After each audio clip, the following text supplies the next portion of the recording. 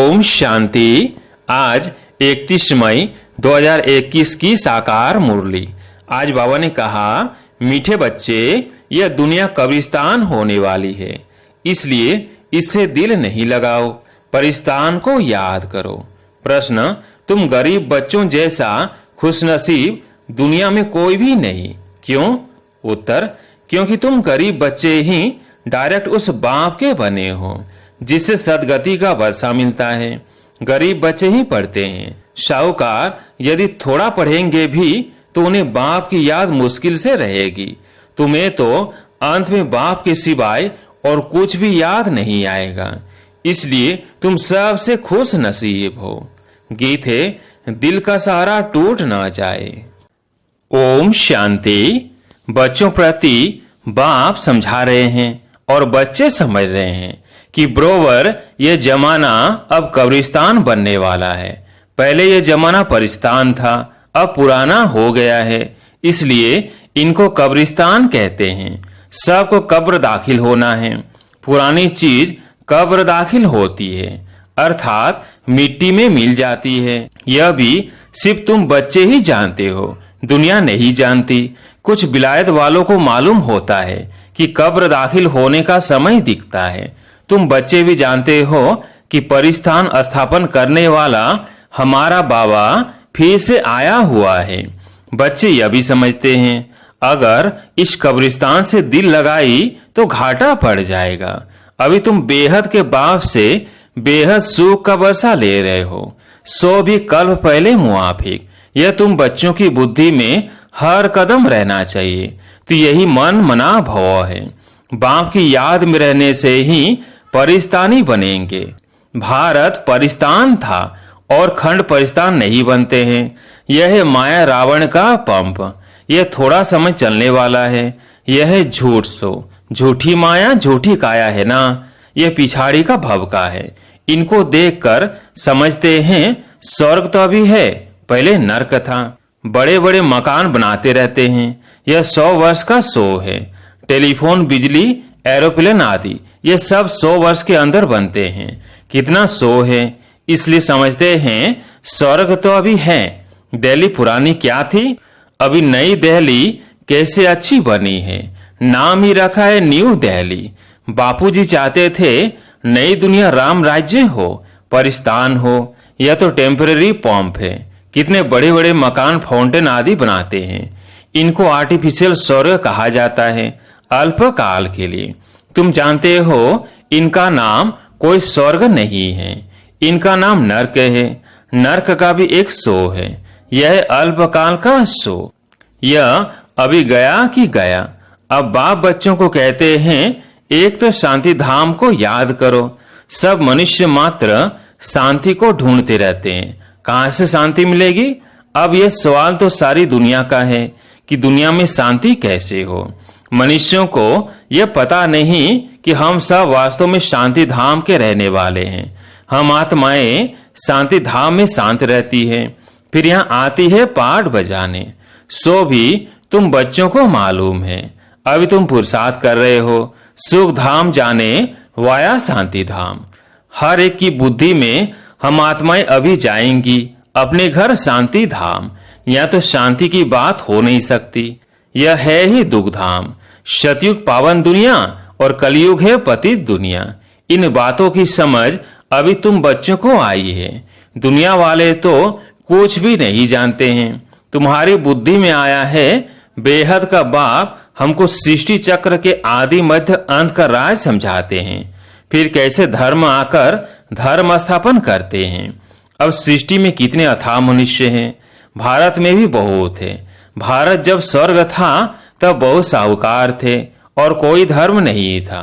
तुम बच्चों को रोज रिफ्रेश किया जाता है। बाप और वर्षे को याद करो। भक्ति मार्ग में भी यह चला आता है। हमेशा अंगुली दिखाते हैं कि परमात्मा को याद करो। परमात्मा अथवा अल्लाह वहां है, परंतु सिर्फ ऐसे ही याद करने से कुछ होता थोड़ी है।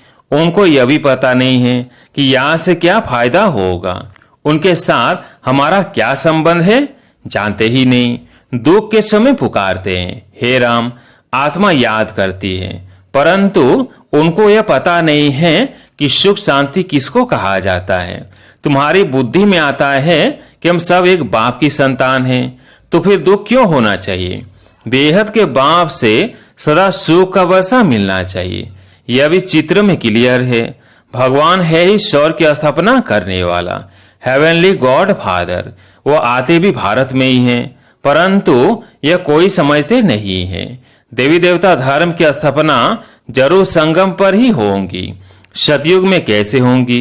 परंतु ये बातें दूसरे धर्म वाले जानते नहीं। ये तो बाप ही नॉलेजफुल है। समझाते हैं आदि सनातन देवी देवता धर्म कैसे स्थापन हुआ। सतयुग की आयु लाखों वर्ष कहने से बहुत दूर कर देते हैं। तुम बच्चों को चित्रों पर ही समझाना है। भारत में इन लक्ष्मी नारायण का राज्य था। इन्होंने कैसे कब यह राज्य पाया यह नहीं जानते। सिर्फ कहते हैं ये सतयुग के मालिक थे। उनके आगे जाकर भीख मांगते हैं तो अल्पकाल के लिए कुछ न कुछ मिल जाता है। कोई दान पुण्य करते हैं, उनको भी अल्पकाल के लिए फल मिल जाता है। गरीब पंचायत के मुखिया को भी इतनी ही खुशी रहती है जितनी साहूकार मुखिया को। गरीब भी अपने को सुखी समझते हैं।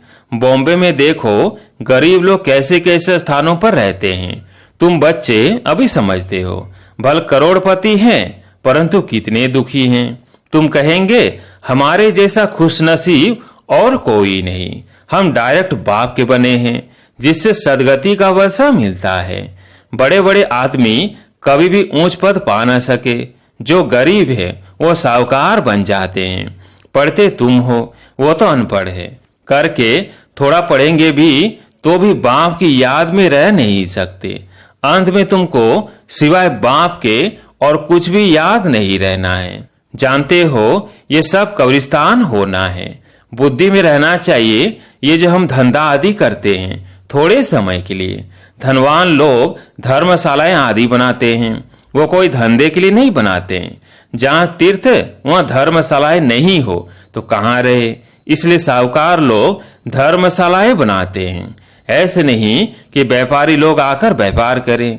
धर्मशाला तीर्थ स्थानों पर बनाई जाती है। अब तुम्हारा सेंटर बड़े से बड़ा तीर्थ है। तुम्हारे सेंटर से जहां जहां है वे बड़े से बड़े तीर्थ हैं, जहां से मनुष्य को सुख शांति मिलती है। तुम्हारी यह गीता पाठशाला बड़ी है।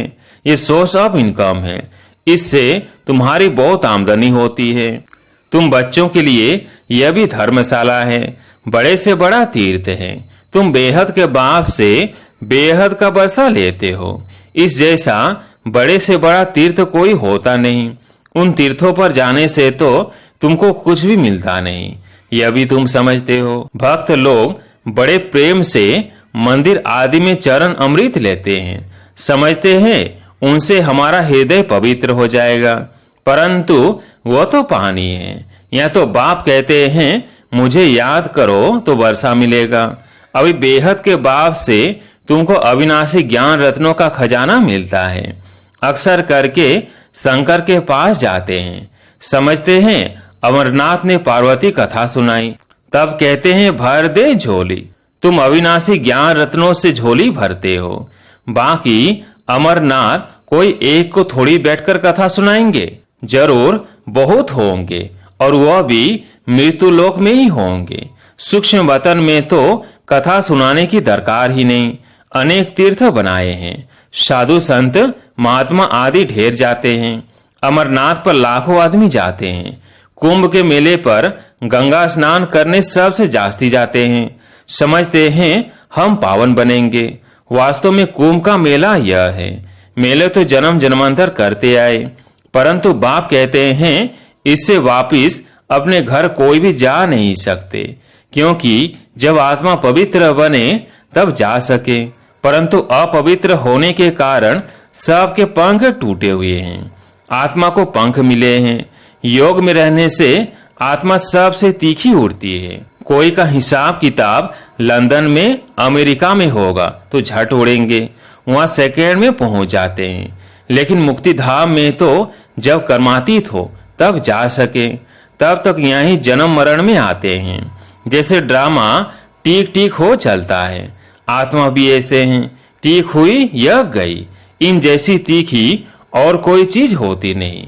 ढेर की ढेर सब आत्माएं मूल वतन में जाने वाली है। आत्मा को कहां का कहां पहुंचने में देरी नहीं लगती है। मनुष्य यह बातें समझते नहीं। तुम बच्चों की बुद्धि में आता है कि नई दुनिया में जरूर थोड़ी आत्माएं होंगी और वहां बहुत सुखी होंगी। वही आत्माएं अब 84 जन्म भोग बहुत दुखी हुई है। तुमको सारे चक्र का मालूम पड़ा है। तुम्हारी बुद्धि चलती है और कोई मनुष्य मात्र की बुद्धि नहीं चलती। प्रजापिता ब्रह्मा गाया हुआ है। कल्प पहले भी तुम ऐसे ही ब्रह्म कुमार कुमारी बने थे। तुम जानते हो कि हम प्रजापिता ब्रह्मा के बच्चे हैं। हमारे द्वारा बाबा सौर की स्थापना करा रहे हैं। जब नंबरवार पुरुषार्थ अनुसार लायक बन जाएंगे तो फिर पुरानी दुनिया का विनाश होगा।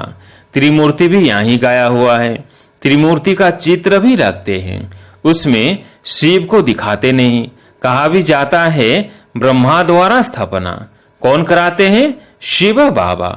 विष्णु द्वारा पालना। तुम ब्राह्मण अभी लायक बन रहे हो देवता बनने के लिए।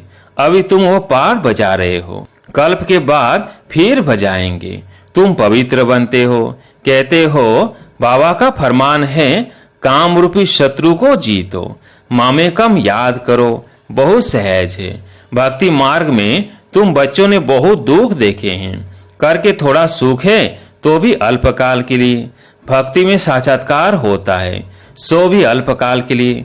तुम्हारी आस पूरी होती है, यह साक्षात्कार होता है, वो भी मैं कराता हूँ। ड्रामा में नूंद है।